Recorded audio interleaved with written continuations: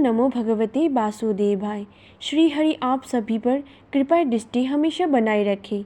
आज मैं आपको बृहस्पति व्रत कथा, पूजा विधि और व्रत का महत्व के बारे में बताऊंगी। तो चलिए वीडियो करते हैं शुरू।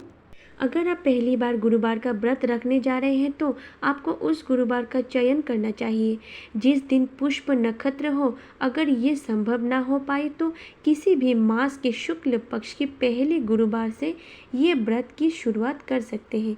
इस बात का ख्याल रखें कि जब भी व्रत आरंभ करना जा रहे हैं तो उस दौरान पौष माह ना गिरे। अगर आप गुरुवार के दिन भगवान विष्णु की पूजा करते हैं तो उस दिन केले का सेवन भूलकर भी ना करें। हिंदू धर्म के अनुसार केले के पेड़ में भगवान विष्णु का वास माना जाता है, इसीलिए गुरुवार के दिन केले के पेड़ पर जल अर्पित करें, उसका विधि विधान से पूजन करें। अगर संभव हो सके तो गुरुवार के दिन उड़द की दाल व चावल के सेवन से परहेज करना चाहिए। वही माना जाता है कि गुरुवार के दिन दाढ़ी, बाल, नाखून नहीं कटवाना चाहिए। इसके साथ ही इस दिन कपड़े धोने व सिर धोने आदि भी नहीं मनानी चाहिए। पूजा के दौरान पीले कपड़े पहनने की कोशिश करें। पीले फल और पीले फूल भगवान श्री हरि, विष्णु और गुरु बृहस्पति को बेहद प्रिय है, इसलिए पूजा के दौरान ये चीज़ें जरूर अर्पित करें। बृहस्पतिवार के दिन भगवान विष्णु को समर्पित है। कहते हैं कि जो व्यक्ति हर गुरुवार भगवान विष्णु की पूजा करते हैं और गुरुवार की कथा सुनता है, गुरु बृहस्पति की और भगवान विष्णु की कृपा से उनकी सभी परेशानियां दूर हो जाती हैं। लेकिन गुरुवार की व्रत कथा और पूजा के कुछ नियम है जिसके बड़ी ही सावधानी से पालन करना चाहिए। आइए जानते हैं गुरुवार के व्रत की कथा और व्रत से जुड़ी नियमों के बारे में। बृहस्पतिवार के दिन सूर्योदय से पहले ही उठे और नित्य काम से निवृत्त होकर पीले रंग के वस्त्र पहने। इसके बाद पूरे घर में गंगा जल छिड़के। इसके बाद पूजा घर में श्री हरि विष्णु जी की मूर्ति या चित्र स्थापित करें।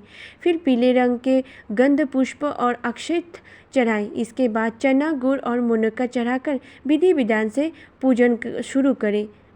ध्यान रखें, इस दिन भोजन एक समय ही करनी चाहिए। भोजन भी पीले खाद्य पदार्थ की होना चाहिए। प्राचीन समय की बात है, भारतवर्ष में एक राजा राज्य करता था। वो बड़ा प्रतापी और दानी था।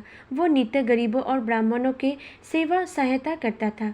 वो प्रतिदिन मंदिर में भगवत दर्शन करने जाता था, लेकिन ये बात उसकी रानी को अच्छी नहीं लगती थी। वो ना ही पूजन करती और ना ही दान करने से उसका मन लगता था। एक दिन राजा शिकार खेलने वन को गए हुए थे तो रानी और दासी महल में अकेली थी।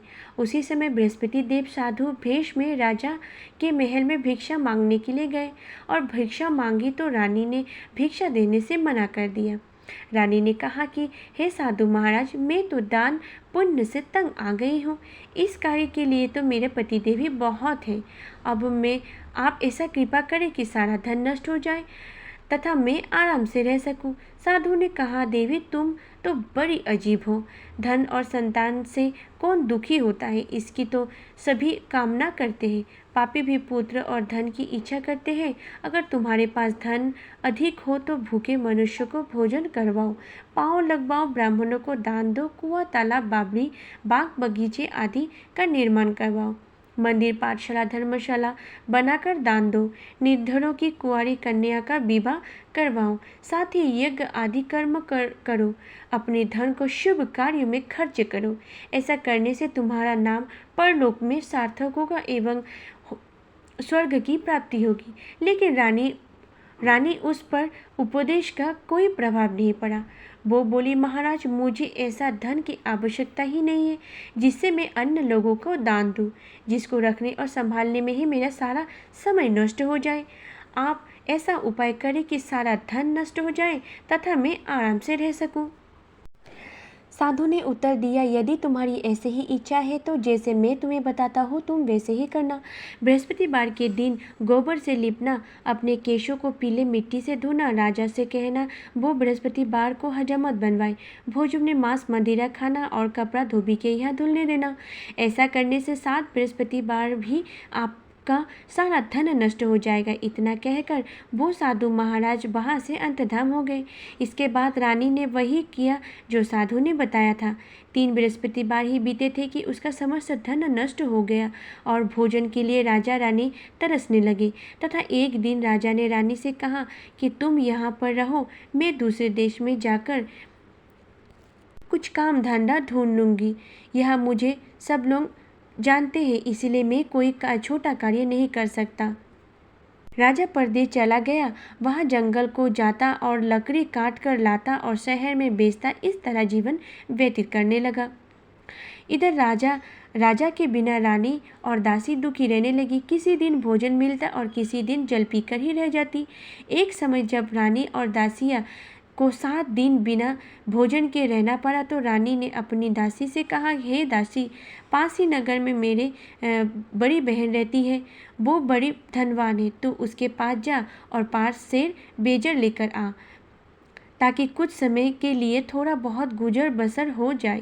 दासी और रानी की बहन के पास गई। उस दिन बृहस्पतिवार था। रानी का बहन उस समय बृहस्पतिवार की कथा सुन रही थी।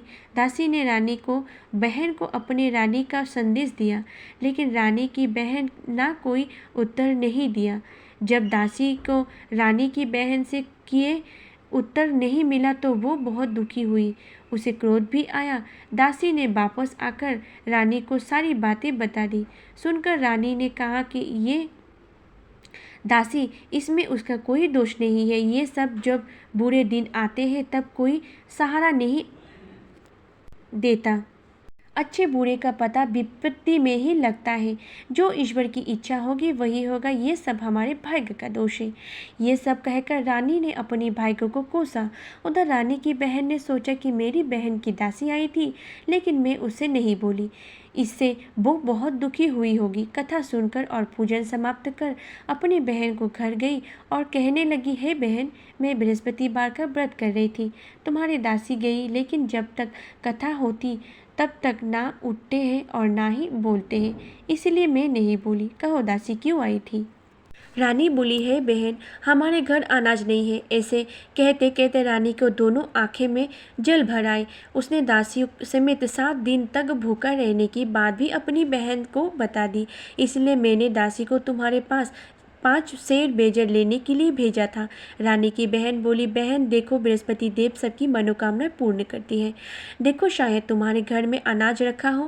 पहले तो रानी को विश्वास ही नहीं हुआ था, परंतु बहन के आग्रह करने पर उसने दासी को अंदर भेजा।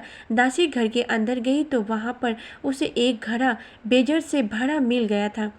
उसे बड़ी हैरानी हुई। उसने बाहर आकर रानी को बताया। दासी रानी से कहने लगी, हे रानी, जब हमको भोजन नहीं मिलता तो हम व्रत ही तो करते हैं, इसीलिए क्यों ना व्रत और कथा की विधि पूछ ली जाए। हम भी व्रत किया करेंगे। दासी के कहने पर रानी ने अपनी बहन से बृहस्पति व्रत के बारे में पूछा।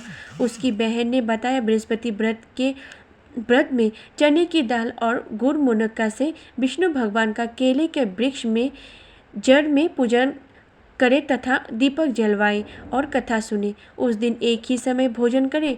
भोजन में पीले खाद्य पदार्थ का सेवन जरूर करें। इससे गुरु भगवान प्रसन्न होते हैं, अन्न, पुत्र और धन का वरदान देते हैं, साथ ही सभी मनोकामना पूर्ण करते हैं। व्रत और पूजन की विधि बताकर रानी की बहन अपने घर को लौट गई। रानी और दासी दोनों की निश्चय किया कि बृहस्पति देव भगवान का पूजन जरूर करेंगे। 7 रोज बाद जब बृहस्पतिवार आया तो उन्होंने व्रत रखा। घोड़शाल में जाकर चना और गुण बीन लाई तथा उसकी दाल से केले की जड़ तथा विष्णु भगवान का पूजन किया।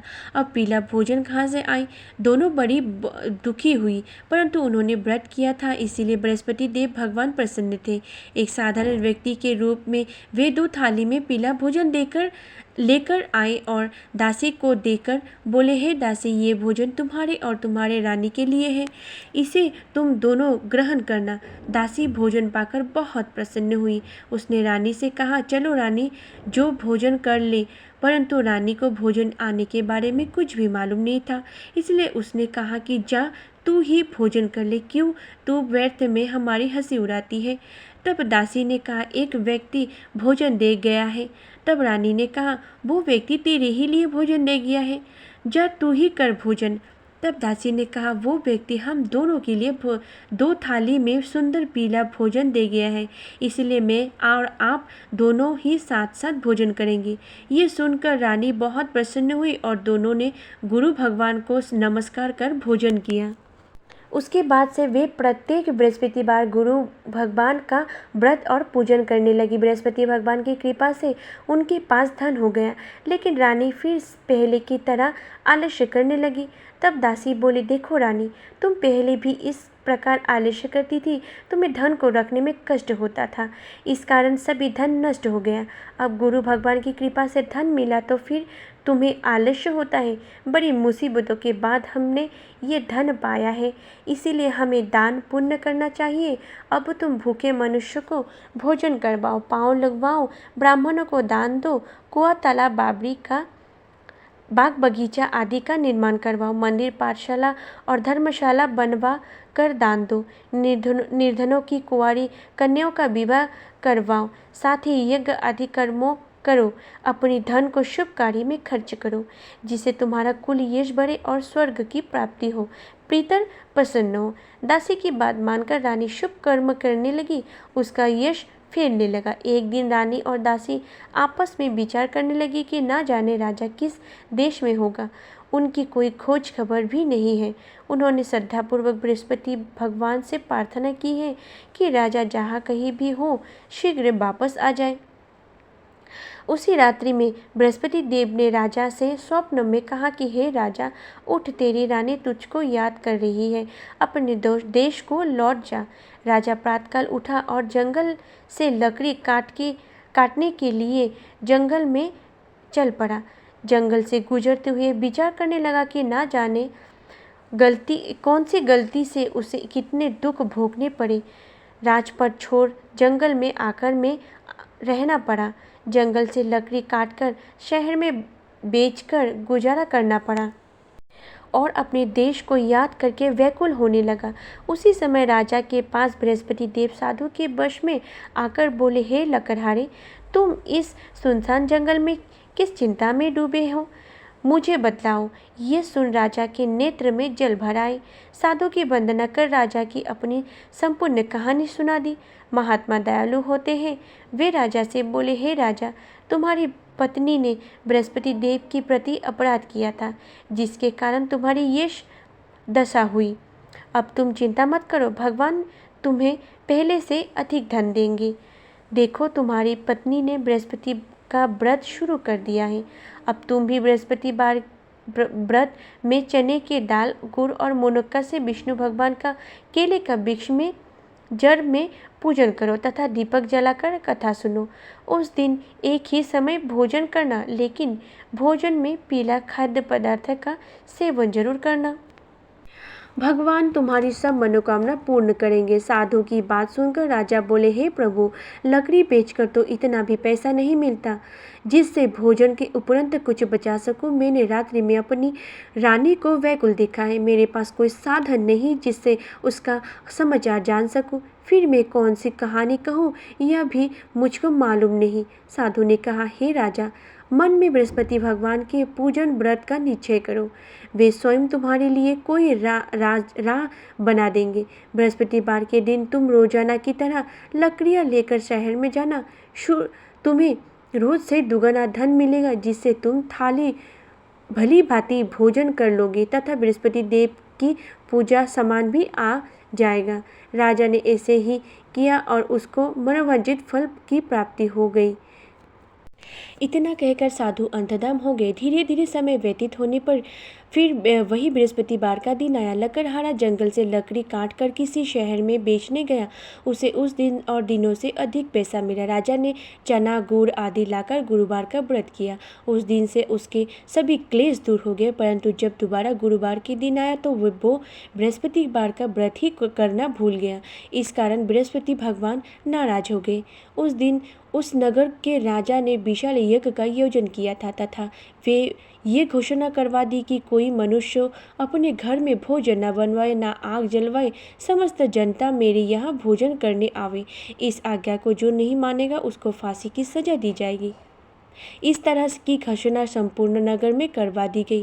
राजा की आज्ञानुसार शहर के सभी लोग भोजन करने गए, लेकिन लकड़हारा कुछ देर से पहुंचा, इसलिए राजा उसको अपने साथ घर लीवा ले आए गए और ले जाकर भोजन करा रहे थे तो रानी की दृष्टि उस खूंटी पर पड़ी जिस पर उसका हाल लटका हुआ था। वो वहाँ पर दिखाई नहीं दिया। रानी ने निश्चय किया कि मेरे हार इस मनुष्य ने चुरा लिया है। उसी समय सिपाहियों को बुलाकर उसको कारागार में डलवा दिया। जब लकड़हारा कारागार में पड़ गया और बहुत दुखी होकर विचार करने लगा कि ना जाने किस जन्म के पूर्व जन्म के कर्म से मुझे ये दुख प्राप्त हुआ है, और उसी साधु को याद करने लगा जो कि जंगल में मिला था। उसी समय तत्काल बृहस्पति देव साधु के रूप में प्रकट हुए और उसकी दशा को देखकर कहने लगे, हे अरे मूर्ख, तूने बृहस्पति की कथा नहीं कही, इसी कारण तुझे दुख प्राप्त हुआ है। अब चिंता मत कर, बृहस्पतिवार के दिन कारागार के दरवाजे पर 4 पैसे पड़े मिलेंगे। उससे तू बृहस्पति देव की पूजा करना, तेरे सभी दुख कष्ट दूर हो जाएंगे। बृहस्पति के दिन उसे 4 पैसे मिले। लकड़हारे ने कथा कही। उसी रात्रि को बृहस्पति देव ने उस नगर के राजा को सपने में कहा, हे राजा, तुमने जिस आदमी को कारागार में बंद कर दिया है वो निर्दोष है, वो राजा है, उसे छोड़ देना। रानी की हार उसी खूंटी पर लटका है। अगर तू ऐसा नहीं करवाया तो तेरे राज्य में नष्ट कर दूंगा। इस तरह रात्रि के स्वप्न को देखकर राजा प्रातःकाल उठा और खूंटी पर हार देकर लकड़हारे को बुलवाकर क्षमा मांगी तथा लकड़हारे को योग्य सुंदर वस्त्र आभूषण देकर विदा कर दिया। बृहस्पति देव की आज्ञा अनुसार लकड़हारे अपनी नगर को चल दिया। राजा जब अपने नगर के निकट पहुंचा तो उसे बड़ा आश्चर्य हुआ। नगर में पहले से अधिक बाग, तालाब, कुएं तथा बहुत सी धर्मशाला, मंदिर आदि बनी हुई हैं। राजा ने पूछा कि किसका बाग और धर्मशाला है। तब नगर के सभी लोग कहने लगे कि ये सब रानी और दासी द्वारा बनी गई हैं। तो राजा को आश्चर्य हुआ और गुस्सा भी आया। जब रानी ने ये खबर सुनी कि राजा आ रहे हैं तो उन्होंने दासी को कहा कि हे दासी, देख राजा हमको कितनी बुरी हालत में छोड़ गए हैं। हमारी ऐसी हालत देखकर वो लौट न जाए, इसलिए तू दरवाजे पर खड़ी हो जा। आज्ञा अनुसार दासी दरवाजे पर खड़ी हो गई। राजा आए तो उन्हें अपने साथ लिवा आए।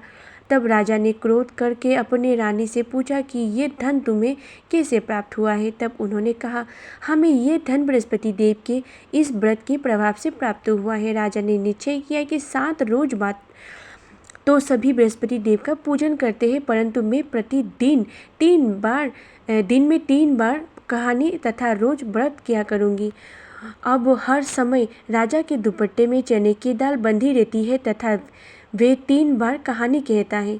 एक रोज राजा ने विचार किया कि चलो अपनी बहन की यहाँ हो आवे। इस तरह निश्चय कर राजा घोड़े पर सवार हो अपनी बहन की यहाँ को चलने लगा। मार्ग में उसने देखा कि कुछ आदमी एक मुर्दे को लिए जा रहे थे। उन्हें रोककर राजा कहने लगा, अरे भैया, मेरे बृहस्पति देव की कथा सुन लो। वे बोले, लो, हमारा तो आदमी ही मर गया है, इसको अपनी कथा की पड़ी है। परंतु कुछ आदमी बोले, अच्छा कहो, हम तुम्हारी कथा भी सुनेंगे। राजा ने डाल निकाली और जब कथा आधी हुई थी, मुर्दा हिलने लगा था, और जब कथा समाप्त हुई तो राम राम कहते मनुष्य उठकर खड़ा हो गया। आगे मार्ग में उसे एक किसान खेत में हल चलाना मिला। राजा ने उसे देख और उससे बोला, अरे भैया, तुम मेरे बृहस्पतिवार की कथा सुन लो। किसान बोले, जब तक मैं तेरी कथा सुनूंगा तब तक मैं 4 हड़िया जोत लूँगा। जा अपनी कथा किसी और को सुनाना। इस तरह राजा आगे चलने लगा। राजा के हटते ही बैल पछाड़ खाकर गिर गया तथा किसान के पेट में बड़ी जोर से दर्द होने लगी। जब उस समय उसकी माँ रोटी लेकर आई, उसने सब ये देखा तो अपने पुत्र से सब हाल पूछा और बेटे ने सभी हाल कह दिया। तो बुढ़िया दौड़ी उस घोड़सवार के पास गई और उससे बोली कि मैं तेरी कथा सुनूंगी, तू अपनी कथा मेरी खेत में चलकर ही सुनाना। राजा ने बुढ़िया को खेत पर जाकर कथा कही। इसके सुनते ही बैल उठ खड़ा हो गया तथा किसान के पेट का दर्द भी बंद हो गया। राजा अपनी बहन के घर पहुंचा। बहन ने भाई की खूब मेहमानी की। दूसरे रोज प्रातःकाल राजा जगा तो वो देखने लगा कि सब लोग भोजन कर रहे थे। राजा ने अपनी बहन से कहा, ऐसा कोई मनुष्य है जिसने भोजन नहीं किया हो? मेरे बृहस्पतिवार की कथा सुन ले। बहन बोली, हे भैया, ये देश ऐसा ही है कि पहले यहाँ लोग भोजन करते हैं, बाद में अन्य काम करते हैं। अगर कोई पड़ोस में हो तो मैं देख आऊँ। वहाँ ऐसा कहकर देखने चली गई, परंतु उसे कोई ऐसा व्यक्ति नहीं मिला जिससे भोजन ना किया हो। अंत वो एक कुम्हार के घर गई जिसका लड़का बीमार था। उसे मालूम हुआ कि उन्होंने यहाँ 3 दिन से रोज किसी ने भी भोजन नहीं किया। रानी ने अपने भाई की कथा सुनने के लिए कुम्हार से कहा। वो तैयार हो गया। राजा ने जाकर बृहस्पतिवार की कथा कही, जिसकी सुनकर उसका लड़का ठीक हो गया। अब तो राजा की प्रशंसा होने लगी। एक रोज राजा ने अपनी बहन से कहा कि हे बहन, हम अपने घर को जाएंगे, तुम भी तैयार हो जाओ। राजा की बहन ने अपनी सास से कहा। सास ने कहा, हाँ चली जा, परंतु अपने लड़कों को मत लेके जाना, क्योंकि तेरे भाई के घर में कोई औलाद नहीं है। बहन ने अपने भैया से कहा, हे भैया, मैं तो चलूंगी पर कोई बालक नहीं जाएगा। राजा बोले, जब कोई बालक ही नहीं चलेगा तो तू ही जाके क्या करेगी? बड़ी दुखी मन से राजा अपने नगर को लौट आया। राजा ने अपने रानी से कहा, हम निर्वंशी हैं, हमारा मुंह देखने का धर्म नहीं है और कुछ भोजन आदि नहीं किया। रानी बोली, हे प्रभु, बृहस्पति देव ने हमें सब कुछ दिया है, वो हमें औलाद भी अवश्य देंगे। उसी रात को बृहस्पति देव ने राजा से स्वप्न में कहा कि राजा उठ, सभी सोच त्याग दे, तेरी रानी गर्भवती है। राजा की ये बात सुनकर बड़ी खुशी हुई। 9वें महीने में उसके गर्भ से एक सुंदर पुत्र पैदा हुआ है। तब राजा बोला, हे रानी, स्त्री बिना भोजन कर सकती है पर बिना कहे नहीं रह सकती। जब मेरी बहन आवे तुम उससे कुछ मत कहना। रानी ने सुनकर हाँ कर दिया। जब राजा की बहन ने ये शुभ समाचार सुना तो वो बहुत खुश हो गई तथा बधाई लेकर अपने भाई के यहाँ आई। तभी रानी ने कहा, घोड़ा चढ़कर तो नहीं आई, गधा चढ़कर आई। राजा की बहन बोली, भाभी, मैं इस प्रकार नहीं कहती तो तुम्हें औलाद कैसे होता? बृहस्पति देव ऐसा ही है, जिसके मन में कामनाएं हैं सभी को पूर्ण करते हैं। जो सद्भावना पूर्वक बृहस्पतिवार का व्रत करता है अथवा कथा पढ़ता है अथवा सुनता है, दूसरों को सुनाता है, बृहस्पति देव उसकी सभी मनोकामना को पूर्ण करते हैं। भगवान बृहस्पति देव उसकी सदैव रक्षा करते हैं। जो संसार में मनुष्य सद्भाव से भगवान जी का पूजन व्रत सच्चे हृदय से करते हैं तो उनकी सभी मनोकामना पूर्ण करते हैं। जैसे सच्ची भावना से रानी और राजा ने उनकी कथा का गुणगान किया तो उनकी सभी इच्छाएं बृहस्पति देव जी ने पूर्ण की थी। इसलिए पूर्ण कथा सुनने के बाद प्रसाद लेकर जाना चाहिए। हृदय से उसका मनन करते हुए जयकारा बोलना चाहिए। मन से बोलिए, बृहस्पति भगवान की जय, विष्णु भगवान की जय।